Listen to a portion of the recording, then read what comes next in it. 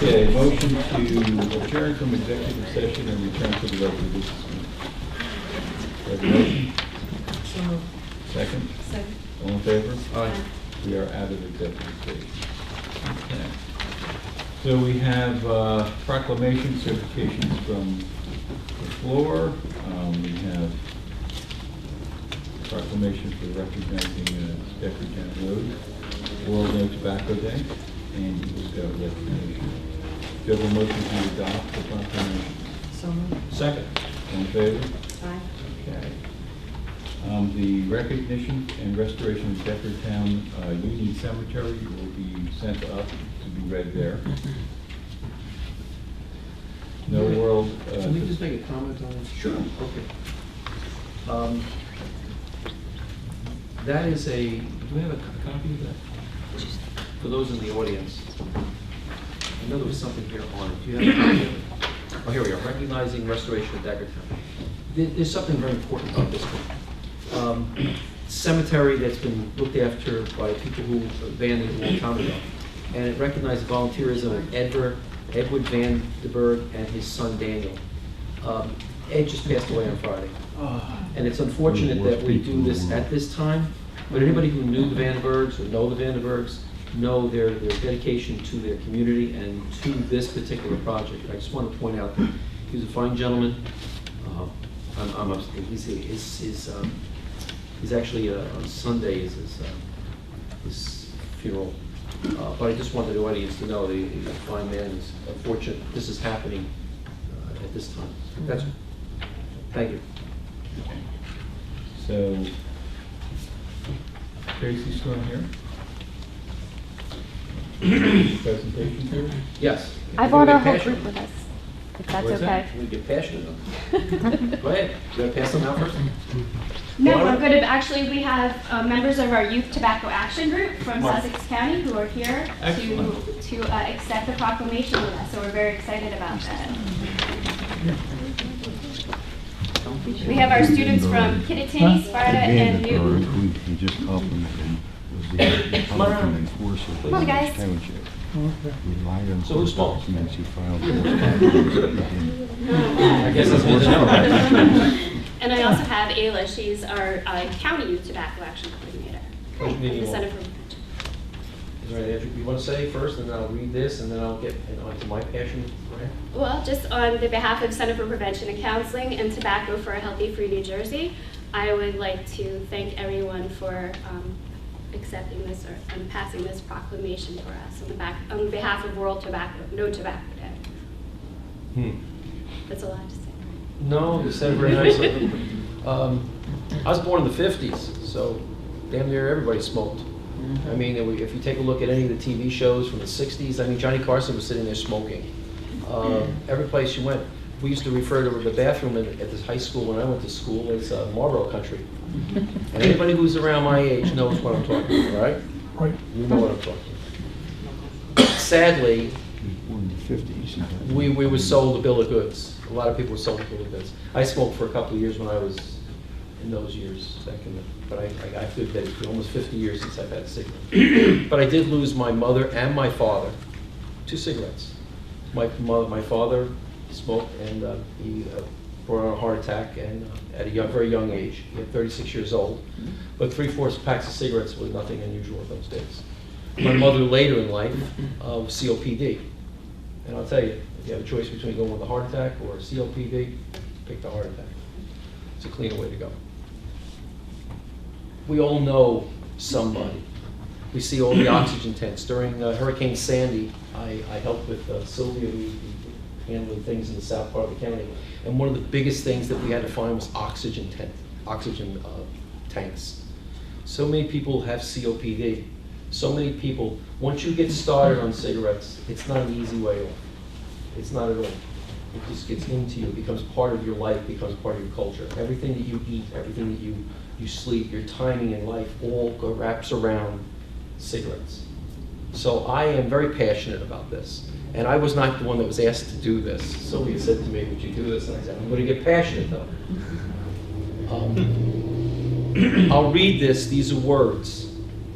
But behind every one of these words are the thousands upon thousands of people who didn't have the words, that didn't stop them from smoking, and paid ultimate price later on. And the ultimate price isn't always dying.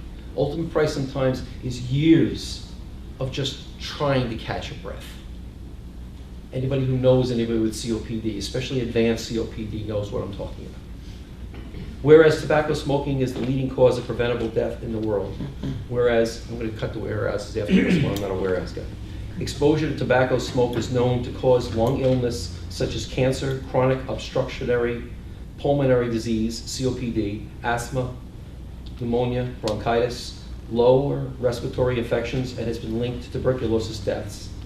The World Health Organization states that the most effective measure to improve lung health is to reduce tobacco use and secondhand smoke exposure. The goals of this annual campaign are to globally increase knowledge about the dangers of tobacco use on lung health, the illnesses it causes, to reduce the tobacco smoking, and secondhand smoke exposure. I can attest to that one. The campaign serves as a call to action for key audiences, including the public and governments, to become involved in making a change by advocating for effective tobacco control policies to reduce tobacco use. Now, therefore, be it resolved that the Sussex County Board of Chosen Freeholders does hereby proclaim that May the 31st, 2019 is World No Tobacco Day, and together with the Center for Prevention and Counseling recognizes the need to raise awareness about the importance of lung health in achieving overall health and well-being. Be it further resolved that the Board of Chosen Freeholders urges all Sussex County residents to take measures to promote their own health, and that their children by protecting them from the harms caused by tobacco. By order of the Board of Chosen Freeholders, Herb Yardley, Freeholder Director, Sylvia Patillo, Deputy Director, Dawn Fantasia, Joshua Hertzberg, George Graham, Freeholders.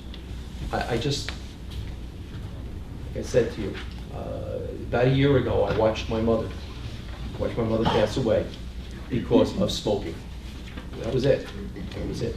It brings on so many other things. Anybody who has to sit there day after day, week after week, month after month, knows just how absolutely frustrating it is. Just do one thing for me. Take a deep breath. It's God-given. Protect it. Thank you very much.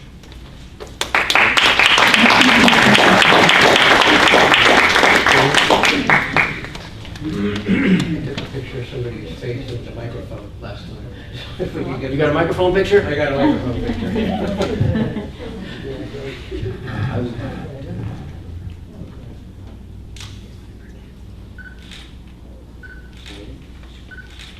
Thank you. Thank you. Thank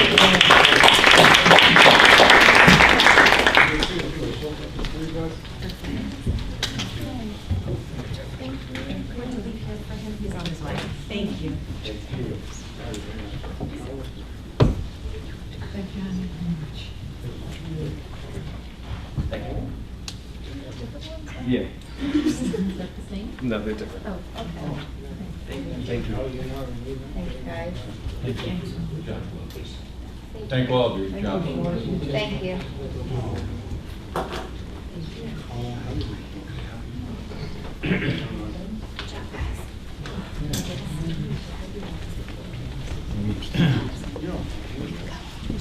Presentations. Janice, the computer on here.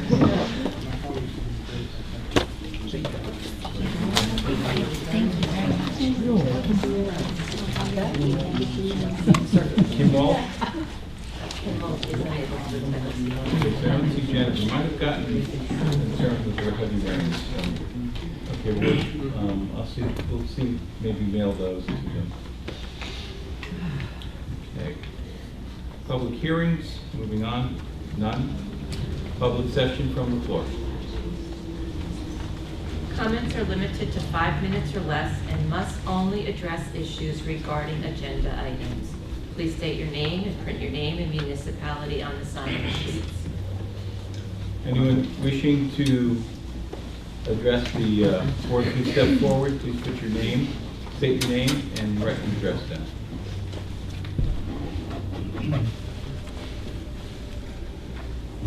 Ahmed Sabo from Stillwater. The timing tonight with these young people and tobacco couldn't have been better. I think it was maybe 6 months or so ago I was here and asked you folks to go on the record against the pot coming in marijuana, of course, in Trenton and so on. And at that time, if you recall, and I thank you for passing the resolution that you did. By the way, I went to the schools, I went to the college, I went to the technical school. They all agreed, and the support was terrific. But I wanted to report back to you that things just didn't stay that way. You might recall I had an ad from a company called Juul, J-U-U-L, okay? They had a full-page ad talking about their e-cigarettes and how there were arguments about gateway for kids, you know, into pot and so on and so forth. I saw a full-page ad in the Wall Street Journal and decided to call the journal to find out what kind of money is involved in supporting this kind of an effort by Juul. Well, I learned that a full-page ad in the Wall Street Journal, national ad, black and white, one page, $277,000, okay? For one page. If you wanted it in color, $355,000. One page, Wall Street Journal, one day. The New York area, which they would call a local area in black and white, would be $60,000, and in color, $90,000. Okay? It really intrigued me, and that's why I brought the ad to show you. And I thought, well, I'll start clipping the paper just to see what happened. Now, what really did happen, and if anybody wants it, I'd be glad to donate it to a paper drive. But here are 66 individual pages from the Wall Street Journal since last fall. Okay, 66 pages. In the New York area, some of them are in color, $60,000 a piece. I mean, just incredible amounts of money that they're gambling. And here you have a group of young people that are talking about the same thing, whether it's e-cigarettes, whether it's smoking, pot, whatever it happens to be. There's a huge, huge cost involved. And of course, the main thing at this point was to thank you for the support. And it seems that the county was all for it. The other thing I wanted to mention, and I don't know if this is an agenda item or not, because I haven't even had a chance to look at your agenda. But the sheriff is in hot water. You guys are in hot water regarding the vote for whether or not sanctuary status ought to be taken care of or not. And I'm all for voting for anything and everything, and I just wanted to support you and the sheriff at the same time and say thank you very much. Thank you. Anyone else wish to address the Freeholder Board on agenda items? Seeing none, we'll close the public session. Motion closed? So moved. Second. All in favor? Aye. Okay. Freeholder comments.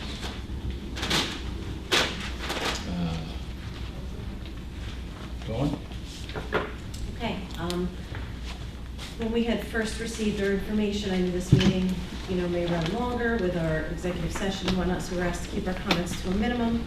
So normally I report on the college, on my liaisons. I know that Doreen is here from the TIC squad, and sometimes I'll report on that or the Arts and Heritage Council, but tonight I'm going to defer my time to a statement that I wrote in relation to what this gentleman had spoke about regarding our quote-unquote sanctuary state directive. According to the United States Department of State, the United States is a destination country for thousands of men, women, and children trafficked from all areas of the world. These individuals are being introduced into sex trafficking and forced labor, organ trafficking, sex tourism, and child labor. Individuals often flee to the United States seeking a better life, but through dangerous means, and when preyed upon and victimized because of the way they choose to enter the country. To compound the matter, there's grave danger from those illegally entering the country with the specific intent of committing violence and breaking our laws. Under the direction of New Jersey Governor Phil Murphy, Attorney General Gerber Gruhl has issued a directive for state and local law enforcement agencies to, in essence, run interference against a federal agency and to supersede protocol with a reckless state directive. As such, I am vehemently opposed to the name and the characterization of this directive as the Immigrant Trust Directive. This directive contains additional language that has little or nothing to do with building trust to encourage cooperation between undocumented immigrants and law enforcement agencies. And the Attorney General's characterization as such is disingenuous and blatantly false. The specific aspects of the directive for which I take exception for are as follows. State and local police officers, correctional officers working in state prisons and county jails, and state and county prosecutors cannot provide ICE with access to state or local law enforcement resources, including equipment, office space, databases, or property, unless those resources are readily available to the public. The directive prohibits police and correction officers from continuing to hold a detained individual arrested for a minor criminal offense past the time he or she would be otherwise released from custody, simply because ICE has submitted an immigration detainer request signed by an ICE officer and prohibits notification of ICE of such an individual's upcoming release. With respect to detainees charged with violent or the most serious offenses, such as murder, rape, arson, assault, bias crimes, and domestic violence offenses, New Jersey law enforcement and correction officials may notify ICE of the detainee's upcoming release, but may continue to detain the individual only until 11:59 p.m. that day. Ironically, the directive is followed by the language below in a thinly veiled attempt to encourage further interference with the following statement. Quote, nothing in the directive prohibits law enforcement agencies from imposing their own additional restrictions on providing voluntary assistance to federal immigration authorities. This directive absolutely limits the types of voluntary assistance that New Jersey's 36,000 law enforcement officers may provide to federal immigration authorities. And to encourage further non-cooperation at the local level is foolhardy and dangerous. The language above clearly demonstrates that this directive is masquerading as a means to encourage cooperation of undocumented immigrants with law enforcement agencies. Now, New Jersey does follow specific laws that grant legal immunity in order to promote and preserve the health, safety, and well-being of our residents. Few examples are the Good Samaritan statute, ensures that doctors, paramedics, and bystanders can in good faith provide assistance at the scene of an accident without being subject to legal action. There's the Overdose Prevention Act. It's created to encourage people to contact emergency workers if they believe someone overdosed on illegal or prescription drugs. And an individual who attempts to obtain medical help after experiencing a drug overdose is immune from being charged, prosecuted for using that substance. New Jersey's safe harbor law is an affirmative defense to prosecution for prostitution should a defendant be a victim of human trafficking and was forced to commit that prohibited act. And the safe haven law is in place to provide a safe means to surrender your healthy newborn without fear of criminal prosecution. But in sharp contrast, the Immigrant Trust Directive far exceeds the simple protection of immunity from deportation based on immigration status in order to engender trust and promote cooperation between law enforcement agencies and undocumented immigrants. This is a gross mischaracterization of this directive by this Attorney General. The directive prohibits state and local agencies from providing notification to ICE and prohibits holding an individual who is alleged to have committed the most egregious of offenses past 11:59 p.m. In a recent video interview published on NewJersey.com, our Attorney General states, quote, and if ICE does not pick them up, that is on ICE, end quote. Further positing that there should be no finger pointing at state or local agencies if an alleged criminal is released prior to the arrival of ICE on scene. This is nonsense. The finger is pointed squarely at this reckless directive. With it, the Attorney General himself has created dangerous conditions. And he continues, if a judge says they are free to go, who are we to say otherwise, unless we have a federal warrant? As reported in a piece recently by the New Jersey Herald, a 38-year-old Newton man was arrested for sexual assault of a minor. 2 hours after his release from custody, he was again arrested after the victim found him hiding in the basement of her Newton home. He was charged with second-degree sexual assault of a victim under the age of 13 when he was over 20 years old. When patrols arrived, the woman indicated her child, who was the victim, was inside the house and the man was hiding in the basement. He's being held on an Immigration and Customs Enforcement, or ICE, detainer by the Department of Homeland Security. The detainer provides ICE agents extra time to determine if this individual should be taken into federal custody and ultimately deported. We are fortunate that federal intervention prevails for the safety and welfare of victims, and I'm frankly disgusted at the willful ignorance displayed by this state for the safety and welfare of our residents, a state which continues to perpetuate this false narrative of trust in relation to criminal offenses committed by undocumented immigrants. As the former Bergen County prosecutor, the Attorney General took a firm and active stance in combating human trafficking, often taking the lead in training and symposiums for which I attended, his training and symposiums against human trafficking. I have all the respect in the world for that man in that role.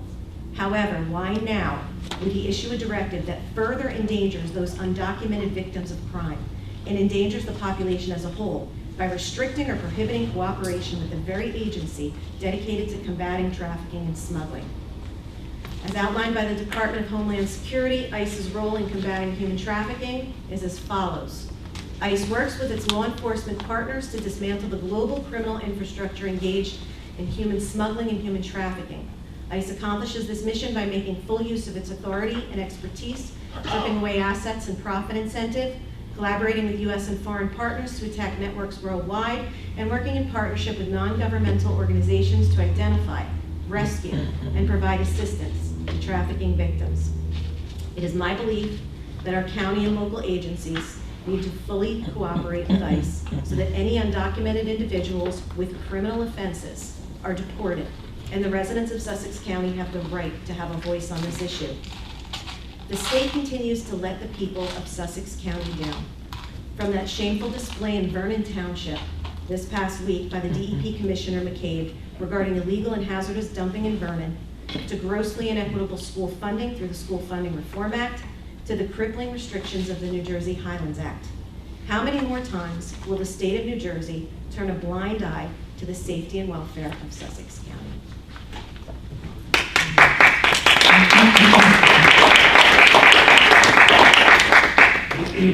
George? I guess we'll stay on that one subject. I support the right of Sussex County citizens to vote on the issue of sanctuary states. I think it's our sanctuary state status. We're a nation of laws. Whether you agree with the law or not, the law must be upheld. I agree with just about everything you said. There's a lot of things that said I didn't actually catch the whole because it's well written and well presented. I think it's wrong that we are not given the opportunity to express our opinions, and I do believe that it's very important that all the laws are upheld. That's what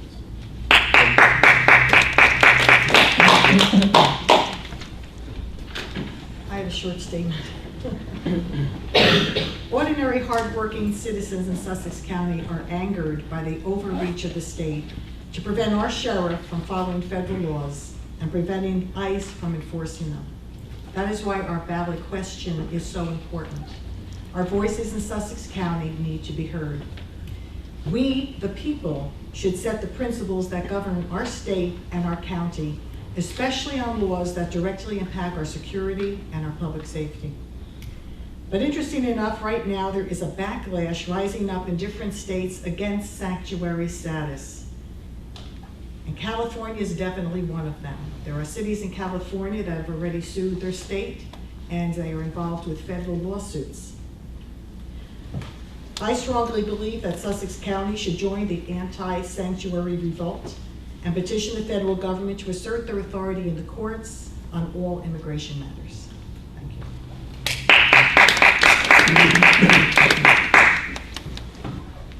John Adams said, always stand on principle, even if you stand alone. And right now we stand alone in New Jersey. The sheriff is an elected official by all of the residents of the county. We pay his salary. You pay his salary. People that work there, we pay their salaries. The governor does not. The state does not. We do that. He is our sheriff. We have the right to ask him and direct him to do the right thing. We don't work for the Murphy administration. It is wrong for Governor Murphy and his appointed Attorney General to claim that it's none of the taxpayers' business what their sheriff does. We were elected by the citizens of the county and we represent them. One way we can represent them on this important issue is to put it on the ballot as a public question and then take the direction that they provide. As Freeholder Director, I've directed the County Council to write to Governor Murphy's Attorney General to inform him that we require more time to determine how we will address his recent letter. I understand that the Sheriff Strada, has reached out to the United States Attorney General, William Barr, and we have been discussing this matter with other legal experts. The law is clear that the ballot is not set until August, and we will not be rushed into a decision on this by the Murphy administration. The citizens of Sussex County deserve a voice in this matter. We are determined to make sure they have a voice. Thank you. Thank you. Okay. Can I just talk on vapes? On what? On vapes, can I just? Sure. Yeah, I would like to pick up on where you left off on vapes. The county just gave a program for school officials and other local officials on the importance and the danger of vaping. And they talk about the jewels, because in the jewels they have different flavors. They also have chemicals like formaldehyde and other things that are dangerous to your health, and especially to your lungs that these kids are inhaling. And if you get the liquid marijuana, which is up to 90% THC, they can put that in the vapes and they can smoke that without any scent at all. And the interesting thing was last night I was watching TV and a program came on talking about statistically how many young adults and younger children are trying to get off the vapes, get off this, because the tobacco in the vapes are stronger than the tobaccos that are in the cigarettes. And it was like 6% that were able to get off, and the higher percentage they tried, but they just couldn't do it. So it is another dangerous situation that's happening. And you know, the problem is it's very difficult to get your young children and teenagers to understand the dangers of things when their peers are doing it. So it really is the responsibility of the parents at this point to sit them down, to explain to them the chemicals that are associated with these different products and the type of destruction and situations you're going to have later on in life with your lungs and other organs in your body. But it's just one more, and that's why they can spend $260,000 on an advertisement like that. And you'll notice, if you look at all of the different areas, the vape shops are popping up all over the place because they were waiting for the marijuana to be legalized. But it is definitely not a problem. But thank you for bringing that up. We just had a weekend of remembrance for all of our veterans. I hope everybody had the opportunity to remember someone you either knew or personally knew or a family member for all the service that many people that have provided the opportunity for us to be here today and to talk about this issue. Okay. Approval of the consent agenda. The Board of Chosen Freeholders of the County of Sussex has reviewed the consent agenda consisting of various proposed resolutions and determined that adoption of the said resolutions is in and will further the public interest. If any freeholder would like to remove an item to be considered separately, please do so now. I'd like to consider B separately, please.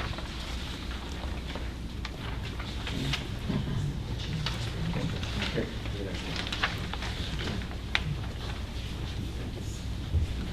Okay. Motion to approve A, C, and D. So moved. Second. All in favor? Roll call. Sorry. Freeholder Brent. I'm sorry. There's a misfire. Oh, sorry.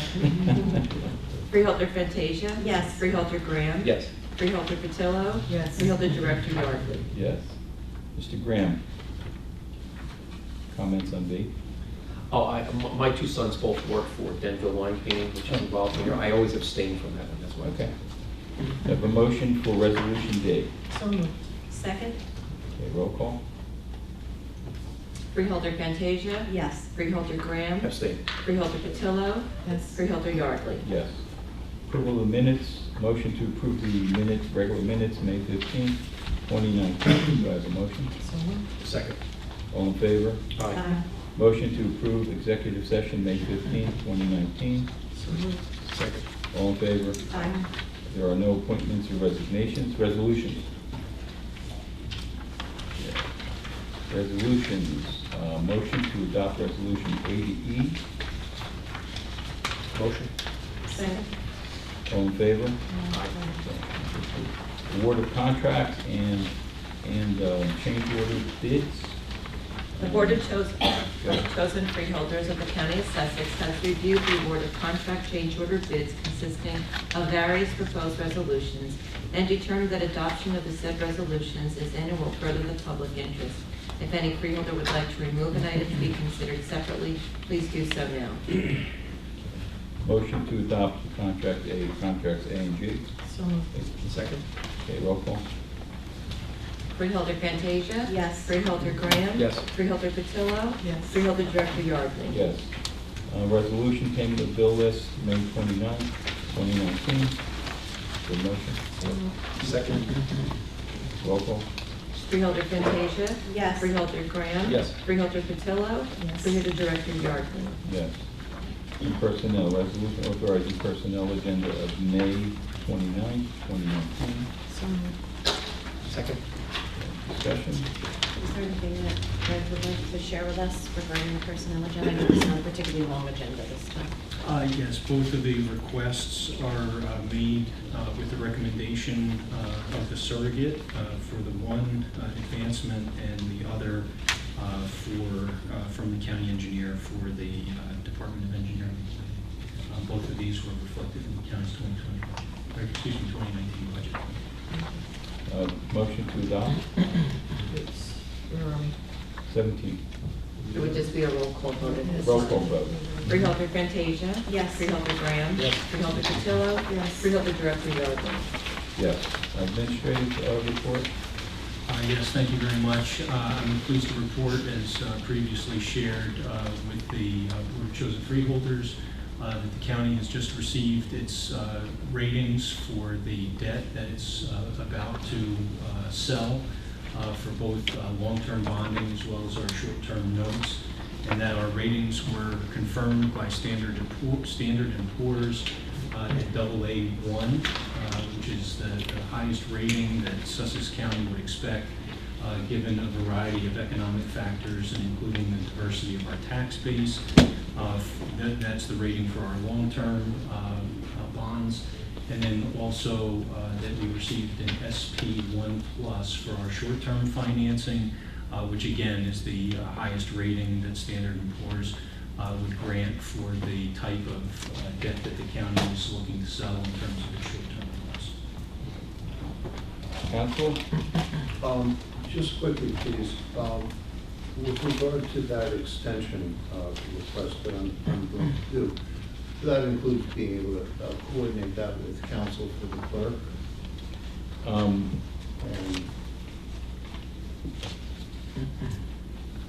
communicate with him, then communicate with him tomorrow morning.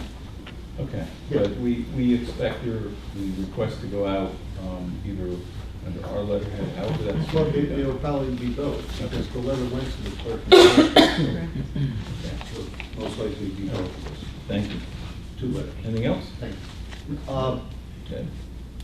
The matters that I had on for, I had asked to do an executive session, which would be following this meeting.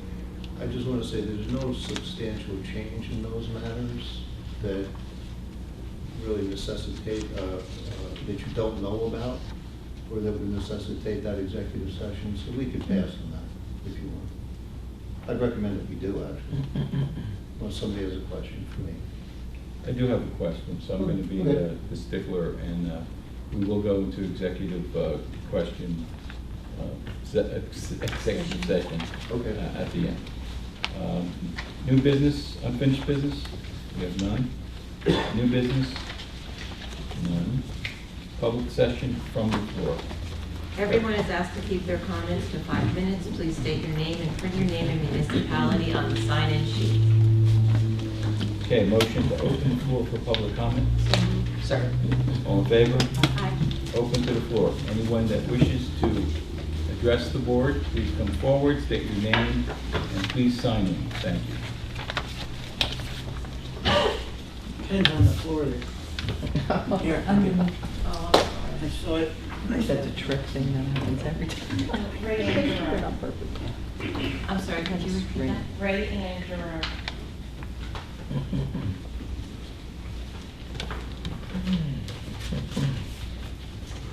My name is Rayanne, and I'm a social worker for the Division of Social Services at Cashier at PetSmart, and I have cancer. About 2 years ago, long before my diagnosis, I had to leave my apartment, move in with my ex-husband due to the high cost of rent and utilities. I thought going full-time, I would be able to quit my second job and move out, but I have yet to do so. Currently, in the state of fighting cancer, I'm working for social services and for PetSmart, all during my chemo treatments, while in severe pain and always kept up on my job duties. It's exhausting, but more exhausting when you're fighting to live. As a social worker and a field worker, not only I, but myself and my coworkers find ourselves entering homes with urine and feces on clients' walls and floors. The smells we endure while out in the field are overwhelming. I recently went out in the field 4 days after receiving a chemo treatment and knocked on a client's door, and when he opened it, a swarm of flies came out. I still come to work, I still do my job, and I'm still fighting for my life. However, imposing of the recent policy regarding FMLA, I have felt that my job has been threatened and I have felt intimidated. Thank you. Anyone else wish to address the board? Famous pen that always likes to roll away, right?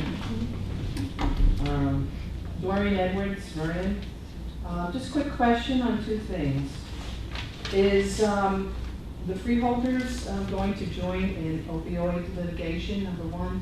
And number two, the other matter regards with the state and the sanctuary county issue.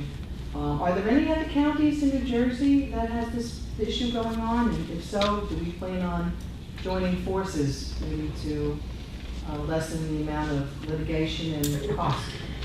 Okay. Basically, that's it. We did join the opioid litigation. That's what we did. I think we're the first county, we are the first county that has passed this resolution, and I believe as we prevail, I think we will prevail, other counties will join. That's good. I think this is one of those cases where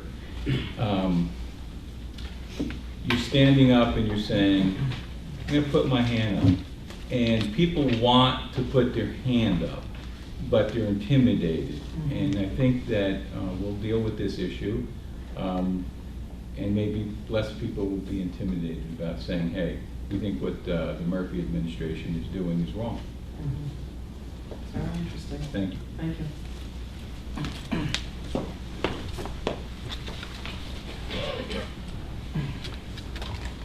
Look, Edgar, Orange Township, already signed the paper. On the legal aliens, my letter to the editor on the subject is in the paper today. I think under our Constitution, both Murphy and the Attorney General are in violation of our state Constitution, not only our federal Constitution. I would like to take the time, not part of my presentation, to read that paragraph. I would encourage everyone to please sign a recall petition against Governor Murphy that is presently being circulated. It might be our last chance to save the state of New Jersey. And I mean that. Thank you. That's a very good article, so. Thank you. I have a couple spare copies with me. I took a special trip in Sunday to hand deliver. Thank you. Did I say I'm Bill Gettler, Wantage Township? I will undoubtedly exceed your 5-minute time limit. I'm respectfully requesting that you bear with me concerning this very important matter. Back in April, when I was calculating the proposed tax increases for 2019, I ran into a number of minor problems and one apparently extremely serious problem. Therefore, I reached out to several people for some guidance as to how I should proceed. Last Thursday, I finally received a telephone call in which I was advised to go public with the information that I had found, thus this presentation. I assume that most of you have heard and understand the phrase, cooked the books. What I want to know is who apparently cooked Sussex County's books so the county could basically steal $582,696 from us Sussex County taxpayers. When I first released information on this year's property tax increases, I noted I had not included Sussex County's library and open space taxes. Then, as part of a response to my Oprah and Common Law request, Terry Lyons provided to me copies of this Freeholders Board 2019 resolutions for the library and open space taxes. The problems that I found with the open space tax resolution have already been resolved, so we don't have to go there. On the 2019 county library tax resolution, I noted the board approved the county library tax of $5,277,584.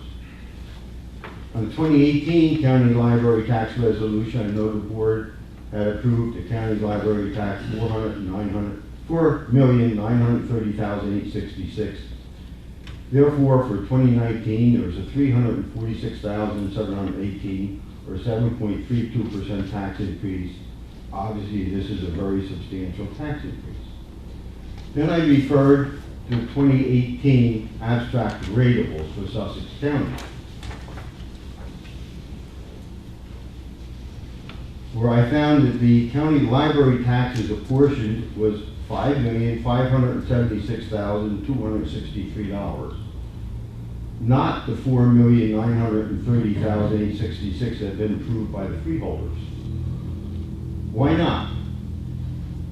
Where did this extra $645,397 come from? And you'll be given copies of this. So I then noted that the next column was titled Overpayment of the 2014 County Library Taxes, and had a total amount of $645,397. But this $645,397 overpayment had been refunded to us taxpayers 1 minute. in 2015. I then noted that the column was titled the next column was titled Net County Taxes, and had a total amount of $4,930,866, the same amount as approved in the 2018 County Library Tax Resolution. Okay, so who cooked Sussex County's books and why? Apparently this information had been added to 2018 abstract ratables Sussex County so as to give the illusion that this $645,000 was being refunded to us taxpayers. And thereby the county could basically steal the $645,000 from us taxpayers. But since this $645,000 was added to the $4,930,000 that was approved by the freeholders and not subtracted from it, not even one penny of the $645,000 was in fact refunded to us taxpayers. Therefore, entering the total false information in 2018 abstract ratables would appear to have been a knowing and intentional act of fraud. And how about falsification of government records? Some quick background information. On August 20, 2014, to her credit, Sussex County Tax Administrator Melissa Rockwell sent a letter to each of the mayors informing them that errors had been made in calculating the county library and county health taxes that created overcharges as follows.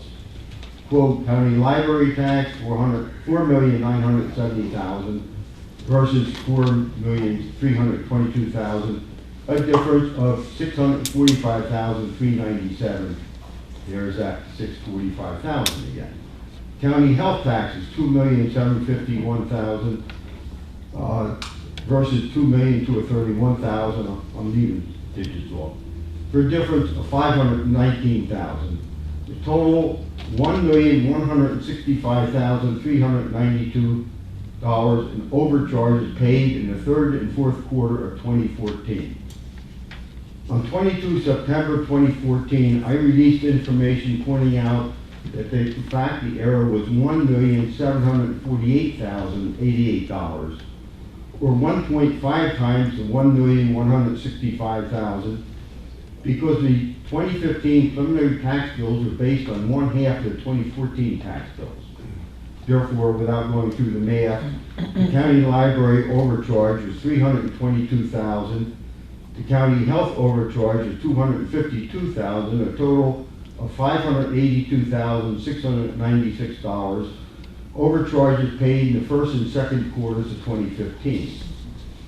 Now, this problem could and should have been very simply solved in the fourth quarter of 2014, but the Sussex County Board of Taxation apparently refused to spend the money to issue corrected final tax bills for 2014 / preliminary tax bills for 2015. So let me ask you, you're going back all the way to 2014, 15, and you're accusing the board of having in some sort of conspiracy since that time? That's what I want to know. I'm going back to what? Your 2018 Okay. abstract arrearables, where false information is put in here, trying to give the illusion that this money was paid back to the taxpayers. It was never paid back. We don't have that document. I don't know whether, so we'll have to take a look at that and have our financial people look at it. Well, you can be here for another however long. It'll take another 3-4 minutes. Well, if I give you 3 or 4 minutes, I have to give everybody. I'd like to have the document so we could look at them, and then you'll be more than welcome to come back to our meeting next week, and we'll at least be able to have. I have a complete set of all the background documents from 2014 on. You're willing to give that to us? It says Sussex County, it's SC Freeholders. Okay.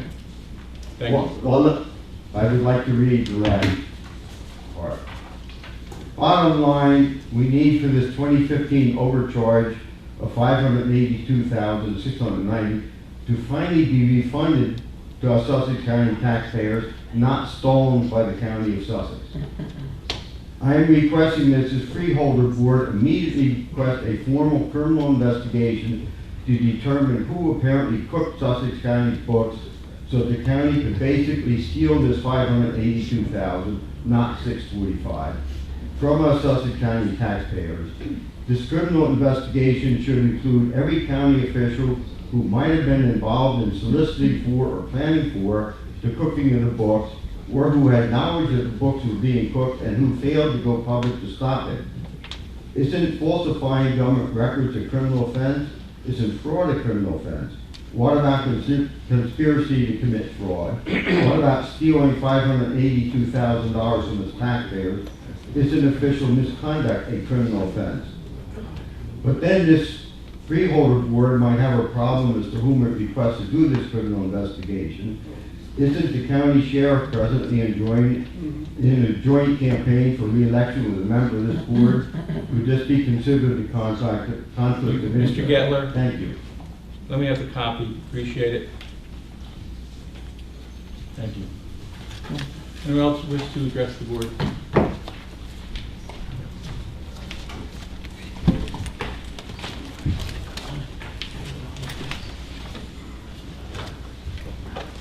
Good evening, Christina Marks, CWA, Local 1032, Branch 10 President.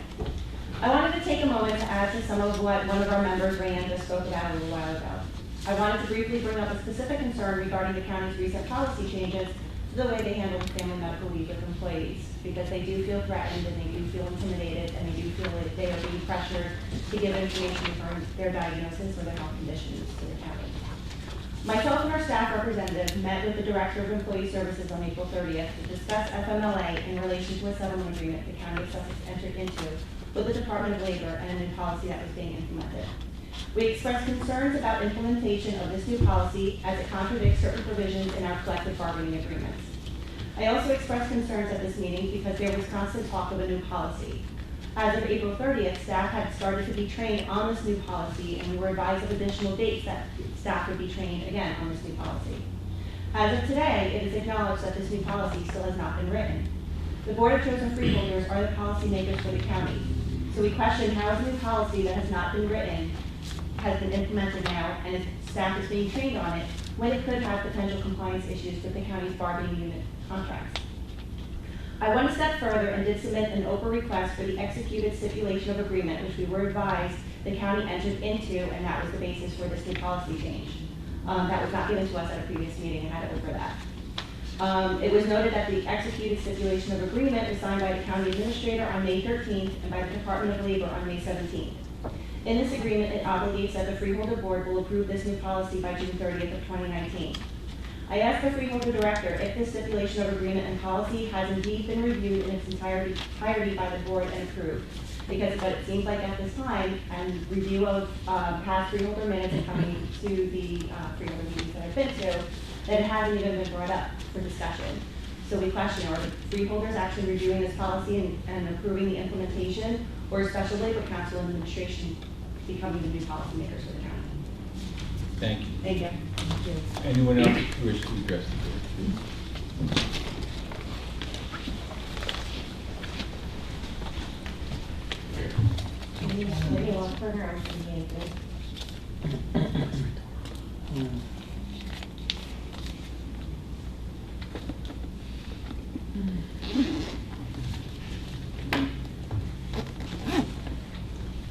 Good evening, Freeholders. My name is Courtney Lockharter. I am here tonight with the hope of continuing my employment with the county. I have held this position for 9 months. I have enjoyed learning all that I can to efficiently do the tasks thrown at me, like mail, printing, filing for the Employee Services Department, audits, and large projects like reorganizing the personnel file room. At this time, I have been out of work for 2 weeks. I have applied for the permanent position, but have not received a call back. Yesterday, I became aware that the position reposted.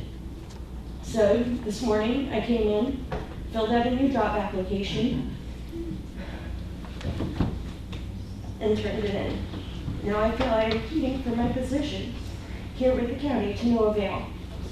My supervisor, the Director of Employee Services, is clearly unwilling to hire me because I asked questions and stood up for myself when I realized everything going on wasn't right. I ended up filing grievances against her. I was refused personal time, ignored vacation time, and took a cut in pay when I was promoted to full-time. Even through all this, I still want my position. It is a perfect fit for me and anybody who works with me. I have reached out to all of you with references and recommendations from me, my coworkers, their department heads, and elected officials. I am not deserving of what I find to be retaliation and the loss of my job. So I am here tonight to ask for your help and support to get back to work. Thank you. Thank you.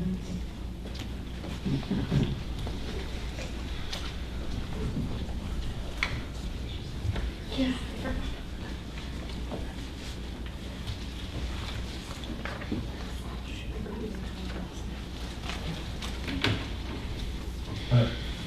My name is David Hamer Hodges. I'm the staff representative for CWA 1072 here in the county. I have a number of my members today. And at a recent freeholder meeting, I talked to you about a situation surrounding an employee who had, in violation of the contract, been kept in a temporary position well over the contractual 6 months, 9 months, as you just heard. This is Courtney that we're speaking about here. And following the filing of a number of grievances, was subsequently informed that her position was no longer being continued. We've since filed a retaliation grievance for obvious reasons. And the deadline for a response to that grievance has come and gone with no response. We were not afforded a hearing about any of the grievances that she filed previously, which is also a contractual obligation. And as I mentioned last week, this is just the most recent in a series of efforts to establish a toxic anti-union atmosphere in this country. Excuse me? This feels like a continued effort to create an anti-union atmosphere that we're dealing with. I'm sorry you feel that way.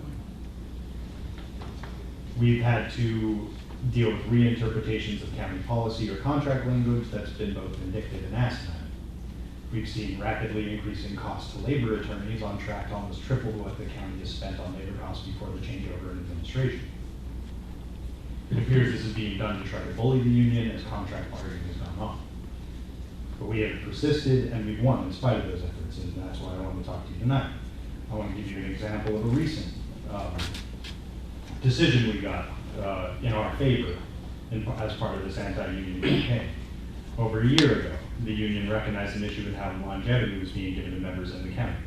It was clearly a policy that both conflicted with the contract and one that had an outside adverse effect on mothers because it was impacting how longevity was accrued if you took a leave of absence. That leave of absences tend to be taken by people who are starting families.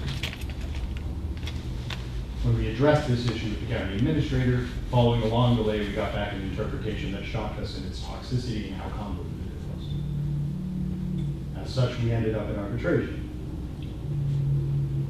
The union actually had to take a position in that arbitration that, quote, the county's interpretation leads to harsh, absurd, or nonsensical results. It's axiomatic principle of contract interpretation that such results are meant to be avoided.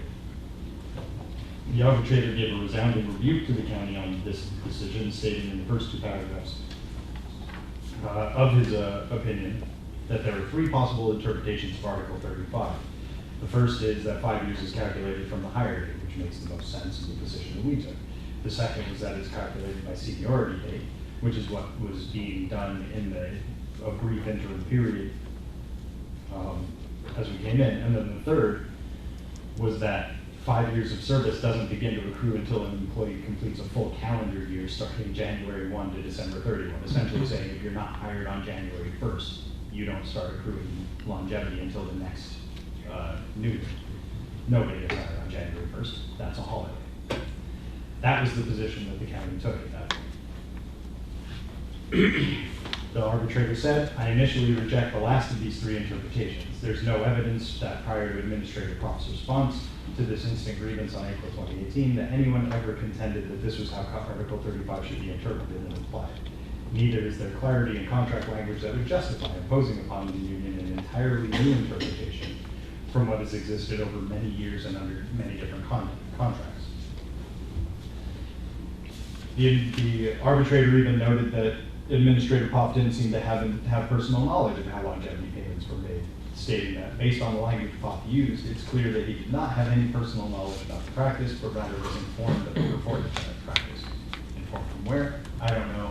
My guess is this overpaid labor council that we've been seeing these reinterpretations from.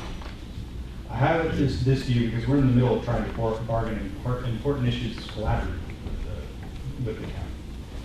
And there's an anti-union atmosphere that seems to be radiating from the administrator's office and through the employee services director at this point. Which, I might add, was a position that was created within the last year at a six-figure annual expense of over $100,000. 1 minute.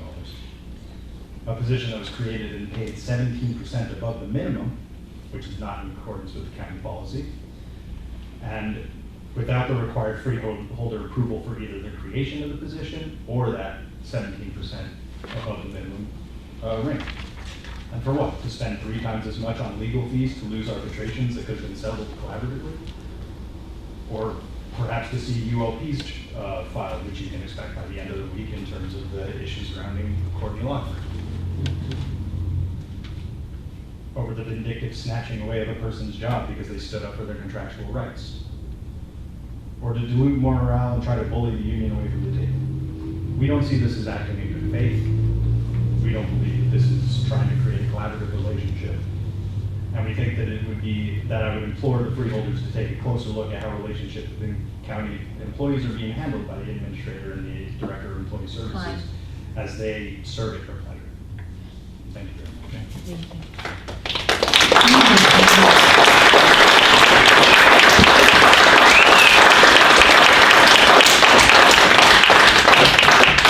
Anyone else wish to address the board? Seeing none, close it to the public. Motion. Motion to close. Second. All in favor? Aye. Okay. The reminders is at the website for meeting information. Do we need to do the whole resolution again, go back to executive session? Yeah. Yeah, please, just read the resolution. Okay, resolution providing executive closed session not open to the public with provisions of NJSA 10-4-12 BS6. So, and that's good enough because we're going to discuss the same issues, correct? As far as the issue that Herb wants to discuss, because are we permitted, I have a question, being that we're going back into executive session, are we permitted not to speak about a specific employee, but are we permitted to speak about labor issues when we're back in executive now? Because I know what's checked on that form for our first executive session. So based upon any information that we've gathered, if we are not discussing a specific employee, are we permitted to discuss that in executive? Or do we have to announce that that's what we are doing? Let's see here. What I have. Because the executive says labor No, I grievance understand it. negotiations, I understand CWA. the So it's question. already listed there as CWA. So if CWA was to be discussed, we're permitted, as long as it's nothing that would be requiring a race notice. Okay, Am I that'll right? go with, yeah. Okay. Yeah. All right, so, the motion to go into Is that executive is that the only subjects? Are we sure of that? session. There's three issues that you. And the have three others, written. okay. Right. Okay. Do you have a motion? Second. Okay, executive session. Thank you, everyone, for coming. We'll come back.